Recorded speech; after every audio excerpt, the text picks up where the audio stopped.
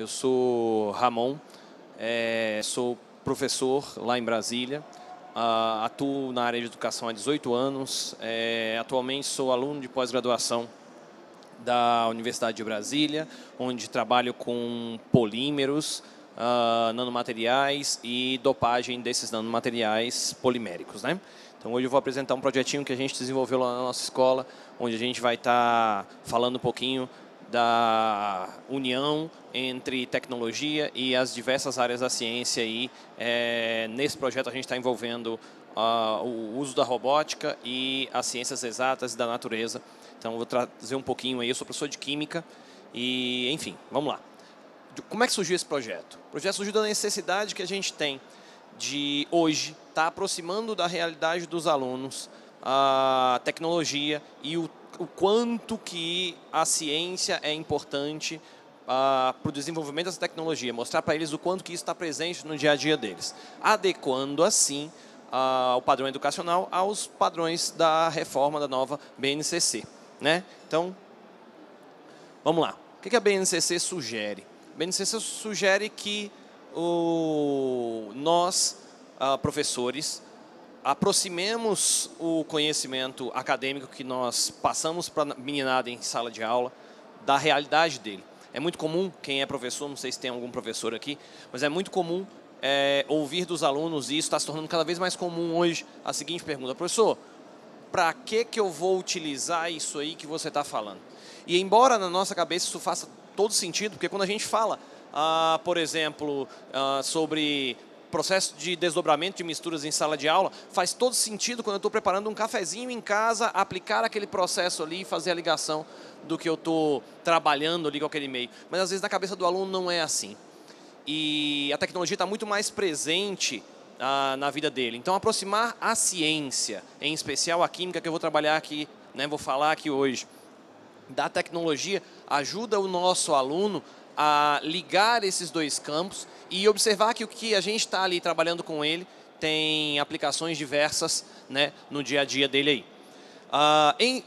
Se tratando de química, a gente não pode esquecer de falar de dois grandes tópicos que hoje representam boa parte dos processos seletivos em que os nossos alunos de ensino médio são submetidos hoje. A gente tem aí vestibulares de grandes universidades aqui de São Paulo, tem o Enem, tem o vestibular da Universidade de Brasília. Em Brasília nós temos o PAS, né, que é um vestibular seriado que os alunos fazem ano a ano. E todos esses processos é recorrente, esses dois temas aí são muito importantes. Química ambiental, que em alguns vamos chamar de química verde, né? Eu acho que química ambiental é um nome mais adequado, então foi o nome que eu utilizei aí. E polímeros, né, que tem crescido muito e está ligado diretamente a essa questão ambiental que a gente precisa estar trabalhando com os meninos aí. Beleza? Avançando mais um pouquinho aqui.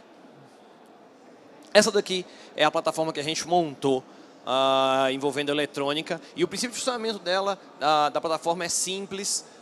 O professor Murilo aqui vai tratar da parte de eletrônica desse equipamento com vocês, mas a minha função é falar do polímero, né? Nessa estação a gente faz uma medida simples de, inicialmente pelo menos, umidade e temperatura. A estrela desse captar de umidade e temperatura aqui é aquele sensorzinho azul lá em cima, que está no topo da placa ali, onde nós temos um polímero que faz a captação das informações, transformando essa informação recebida aí em um estímulo elétrico e um pulso elétrico. E aí o Arduino, a plaquinha de Arduino, vai fazer a leitura dessa informação e nos trazer a informação aí. Essa estação já está funcionando, já está rodando em algumas das unidades que nós trabalhamos, e a gente já tem os resultados para mostrar para vocês. Daqui a pouquinho eu trago alguma coisa para vocês aí. Vamos lá. Qual a vantagem de trazer isso, de trabalhar com esse tipo de material, de montar um projeto desse e implementar numa escola de ensino médio? Vamos lá, olha lá. Trabalhar com a plotagem de gráfico, esses alunos estão sendo preparados para atuar no nível superior daqui a pouquinho. E eles precisam de ir para lá sabendo como que funciona, sabendo plotar um gráfico, sabendo coletar aqueles dados ali e montar uma estrutura gráfica para estar trabalhando com esse negócio. Variação de clima de cada estação. Essa informação é informação extremamente importante para a gente, porque a gente consegue, por exemplo, atuar dentro da química, puxando esse volume de informação para diversos tópicos que a gente trabalha com os meninos do ensino médio. Então a gente, por exemplo, pode trabalhar com ele a questão de variação de estado físico aqui dentro do material, diferenciando coisas simples como vapor e gás, diferenciando estados sólidos, líquidos e gasosos, porque quando a gente está estudando, e isso aí todos vocês vão lembrar, vocês com certeza já passaram pela situação na qual o professor falou para vocês assim, ó, no estado líquido as partículas estão separadas, no estado sólido elas estão muito juntas, no estado gasoso estão muito distantes. Mas por que que isso acontece?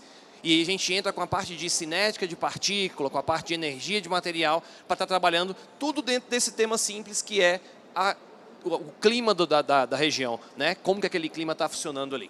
Produção de um boletim meteorológico diário. Essa parte aqui é bastante legal, porque, por exemplo, para alunos de ensino médio que já estão com aquela ideia de eu quero fazer jornalismo, a gente monta na nossa escola um esquema onde os alunos fazem uma apresentação, como se fosse uma apresentação meteorológica daquele pessoal do tempo, e aí eles vão estar apresentando ali aquele boletim do tempo com a nossa unidade de meteorológica que eles mesmos montaram na escola.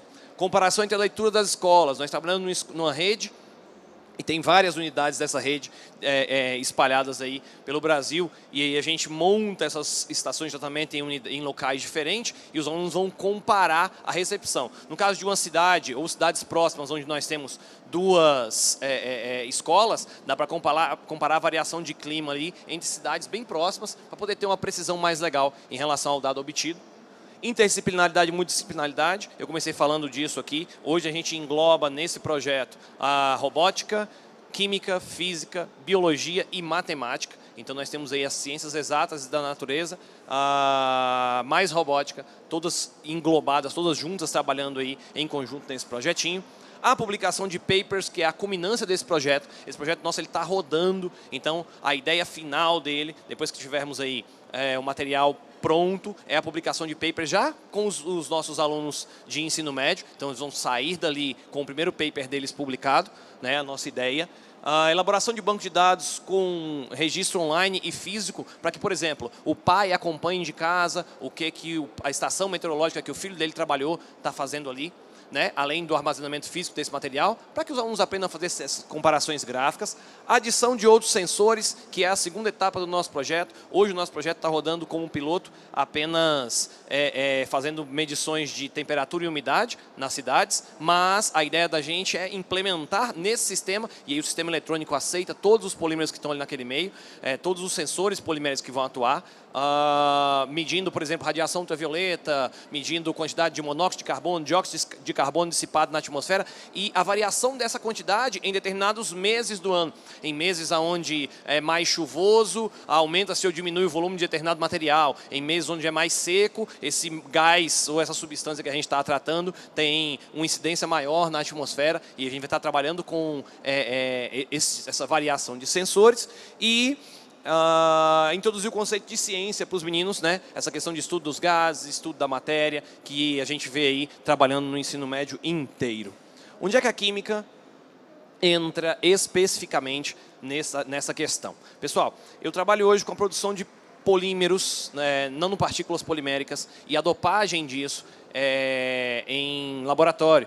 E um dos sensores, esse sensor especificamente que a gente está usando para fazer a leitura aqui em paralelo com o Arduino, ele utiliza um poliestireno sulfonado. A reação de sulfonação do estireno, essa reaçãozinha que está ali, né? O resultado final do estireno é esse camaradinha aqui de baixo, e aí eu vou polimerizar essa estrutura molecular. Essa estrutura molecular, ela é um condutor de energia. O poliestireno sulfonado é um condutor de energia tão bom quanto o cobre, por exemplo.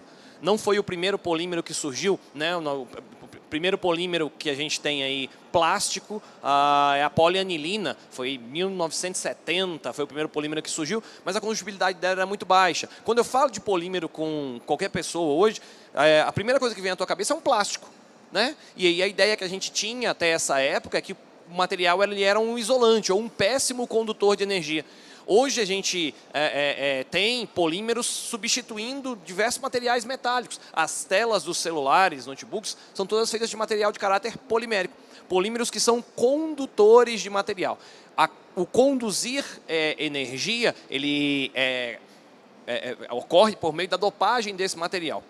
O processo de dopagem do material é um processo relativamente simples, né? A condução de energia ela é feita elétron a elétron, e aí a dopagem desse material ela vai ocorrer ou adicionando elétrons naquele meio para que os elétrons migrem para uma camada mais externa, mais distante do núcleo, e tendo um espaço maior, eles consigam transferir carga de maneira mais eficiente, ou retirando elétrons do meio para que sobre espaço e o trânsito de elétron naquele meio consiga transferir carga de um ponto a outro.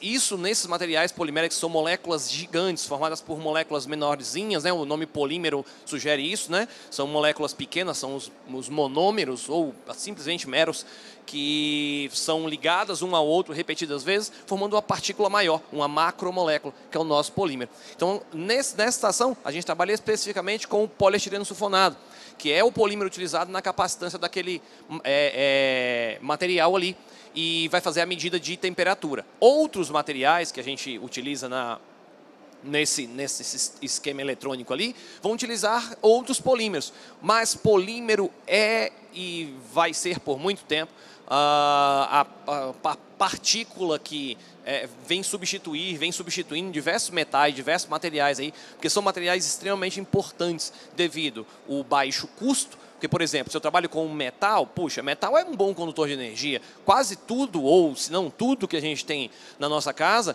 em relação à condução de corrente elétrica, vem de metais. Tem fios de cobre conduzindo corrente elétrica nas residências de qualquer pessoa aqui, né? E os polímeros eles vêm substituir isso, porque o processo de trabalho, de tratamento desse material é um processo extremamente importante. E um dos principais temas que a gente consegue trabalhar aqui dentro de polímero com os nossos alunos é o reaproveitamento. Por exemplo, o poliestireno é encontrado aonde? Um dos materiais onde a gente tem poliestireno é o isopor.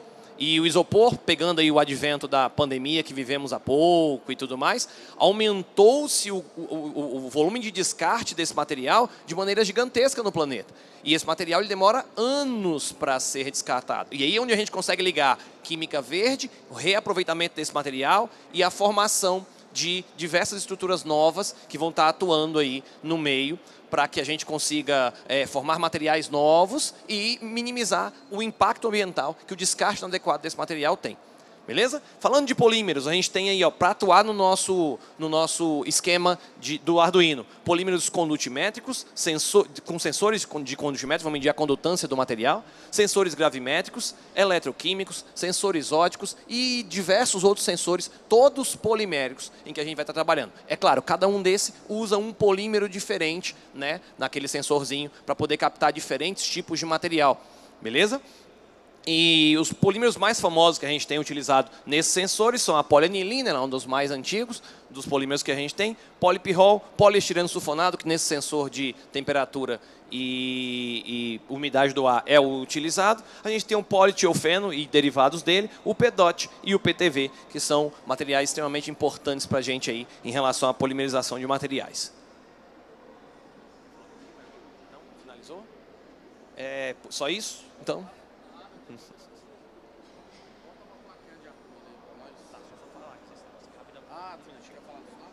Rapidão. Galera, aqui eu prometi para vocês, se não havia mostrado ainda, aqui a gente tem um dado plotado de coleta do nosso material. Então, aquele gráfico de lá são os dados coletados em algumas das unidades que a gente trabalhou com os meninos com essa estação de tratamento. E aqui a gente tem um dado do IMET, né? Eu plotei o gráfico aí, a gente fez a plotagem do gráfico utilizando o Orange. E aí a gente tem aí, comparando os dois gráficos, uma precisão relativamente boa do sensor que a gente está utilizando. O sensor que a gente está utilizando nesse momento no Arduino é o DHT11, mas aí o Murilo vai detonar em relação à especificidade desse sensor, em relação à precisão. Mas pegando aí um trabalho que é montado por alunos de ensino ensino médio e fundamental, que vão desde o do sexto ano até o ensino médio montando esse material, fazendo um gráfico comparativo, o nosso sensor, a nossa estação de tratamento, vocês podem acompanhar aí, tem uma precisão relativamente bacana, e a gente fez essa montagem aí, né, nesse mês agora, que finalizou. Eu coletei apenas os dados desse mês, já está rodando já um pouco mais de tempo, mas fazendo a comparação desse pequeno espaço de tempo, a gente tem uma precisão bastante legal desses dois, dessa estação de tratamento que a gente te montou, de dados ali, e do dado original gerado pelo IMET. Beleza? Murilão? Deixei um pouco. Daqui a pouco você volta para a plaquinha do Arduino. Olá, gente. É boa noite já? Acho que é boa noite, né? Boa tarde, boa noite. Tudo bom? Eu sou o maluquinho responsável pela robótica da nossa rede, tá? Esse trabalho eu convido aí quem já deu aula para o ensino médio ou ensino fundamental a perceber o desafio que nós tivemos de botar alunos para fazerem medições de temperatura com circuitos montados, em que você trisca ali no sensor e já cai, cara, um desafio. Mas conseguimos cerca de 490 e poucos medições. Essas medições foram feitas em 8 locais diferentes, então a gente multiplica isso por 8. E, putz, eu estou aqui para falar um pouquinho do nosso ensino de robótica, o que a gente está pensando e fazendo lá em Brasília. A gente está fazendo um pouco diferente do ensino que hoje tem no Fundamental 2 e médio, ou Fundamental 1, nas instituições de ensino. A gente chama mesmo o aluno, convida o aluno para aprender lógica de programação e programação limpa, pura. Ele primeiro tem que aprender, ele passa 6 meses aprendendo no seu segmento, no seu ano, aprendendo uma linguagem de programação, lógica, errando, fazendo rotinas, escrevendo, seja no seu celular, seja no seu computador, errando, quebrando a cabeça, para depois a gente partir para processos eletrônicos, para processos com Arduino, para processos em que a gente vai caminhar com física, química, com biologia, com outras matérias. Mas primeiro ele aprende programação. Quais programações ele aprende? No ensino fundamental, no Fundi 1, nos pequenininhos, na rede em que a gente trabalha, nós temos 12 escolas, 9 mil alunos. Na rede em que a gente trabalha, a gente tem um ensino de robótica em todos os segmentos, dos bebezinhos, dos pequenininhos, até a 3ª série do ensino médio. No Fundi 1, a gente aprende programação com bloquinhos. Vocês já devem ter visto esse tipo de programação, que é bem legal, bem atrativa. O aluno aprende lógica brincando, fazendo desenhos, programando seu próprio desenho, né, no Scratch. E a partir do 8º ano, quando ele chega no 9º, ele começa a aprender o JS. Ele começa a aprender um front, entender como uma página funciona, entender como a gente se comunica em termos de internet, entender programação. Por que o JS? Por que o JavaScript? Porque é o mais simples de se programar. Ele pode programar num editor de texto, simples. Compila não, salva e abre o que ele produziu. No primeiro ano, ele tem um contato com o Arduino, ele tem um contato com a linguagem C++. Ele começa a entender C++. Ele passa 6 meses, eu digo para a equipe, sofrendo, porque ele faz a rotina, ele chora, professor, não deu certo. Não... Ai, mas só uma vírgula. Como só uma vírgula não funcionou, professor?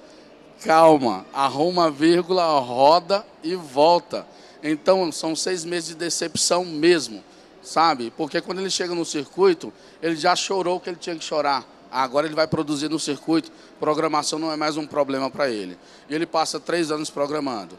Na nossa rotina lá, ele volta para o JS, ele volta para o front, e aí ele vai para a 3ª série. Na 3ª série ele começa a trabalhar com Python.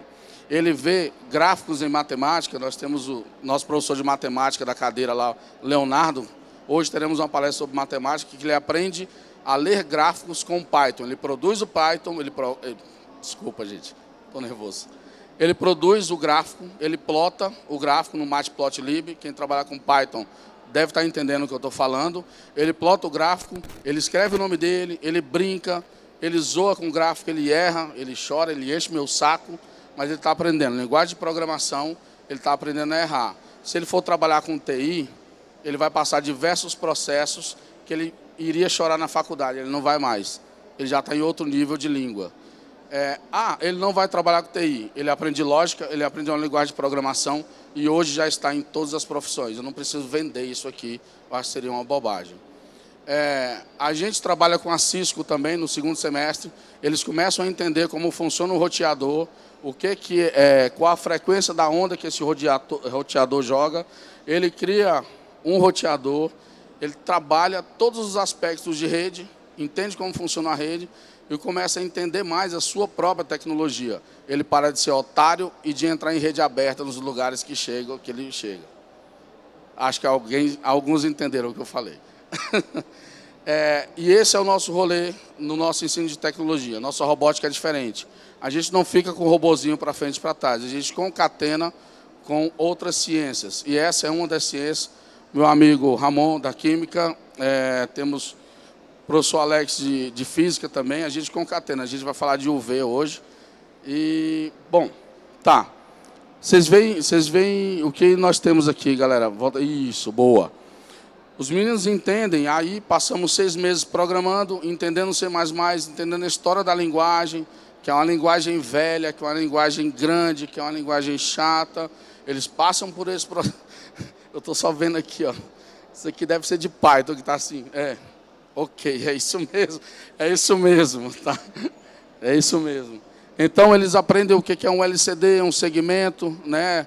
2 linhas, 12 segmentos, aprendem o que é um DHT11, sabem que nós vamos fazer medidas de 20% a 80% com esse sensor, que ele é limitado, sabem que nós temos sensores mais precisos que são utilizados no cotidiano, mas a gente não precisa ser tão preciso, a gente só precisa aprender o rolê.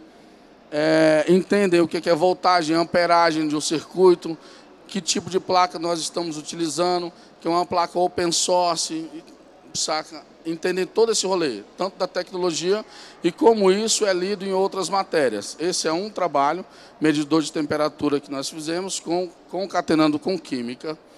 E é isso, gente. Desculpa que eu estou um pouco nervoso. Muito obrigado, viu? É isso.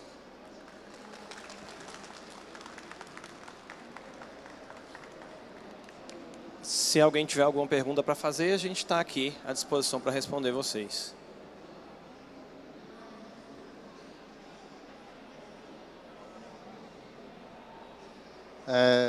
Eu sou professor também de uma escola de ensino médio lá em Fortaleza. A gente tem um projeto lá onde os alunos...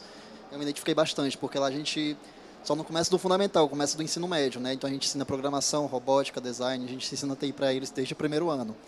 E lá a gente tem um programa de estágios que eles fazem no terceiro ano do ensino médio.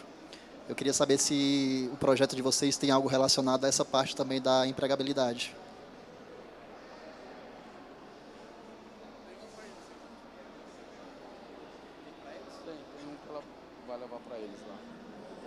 Ô, gente, tá.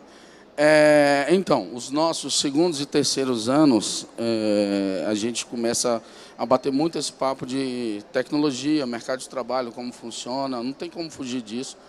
Tecnologia, né, gente? A gente participou ano passado, e sempre são postados para eles, a gente postou um programa de trainee do Itaú. Nós tivemos, acho que 158 alunos participantes e 3 alunos que passaram para a fase de empregabilidade e trabalho do nosso terceiro ano. Então, assim, a gente sempre está procurando oportunidades, mostrando para eles, para os nossos alunos que gostam de tecnologia mesmo. Cara, mercado de trabalho é isso, você pode fazer assim, a gente bate esse papo. Não somos muito avançados, te confesso, tá? Mas eu tenho orgulho de falar que nós tivemos 2 alunos passando nesse programa de trainee e trabalhando no Banco Itaú, alunos da terceira série. A gente sempre trabalha isso com segundas e terceiras séries, onde os professores, eu tenho um especialista em Enem aqui, que é o Léo, batem muito esse papo com eles sobre mercado de trabalho. Eles perguntam para a gente, falam, professor, nossa, quero ser programador, o que eu faço? Posso ser engenheiro, sabe? Eles mesmos têm essa curiosidade, é muito legal. E parabéns pelo seu trabalho, achei legal. Só finalizando aqui, a ideia da gente também em relação a ao trabalho é a orientação de profissão. Então, o aluno que, por exemplo, tem um viés onde ele quer pegar jornalismo, onde ele quer trabalhar com astronomia, a gente vai direcionar dentro desse projeto para que ele comece a sentir como é a profissão. Então, por exemplo, a divulgação do boletim meteorológico ele é feito para os alunos de médio que têm o interesse de trabalhar com esse tipo de profissão, para que ele já vá sentindo como é a vida que ele quer seguir e se é realmente aquilo que ele vai seguir, né?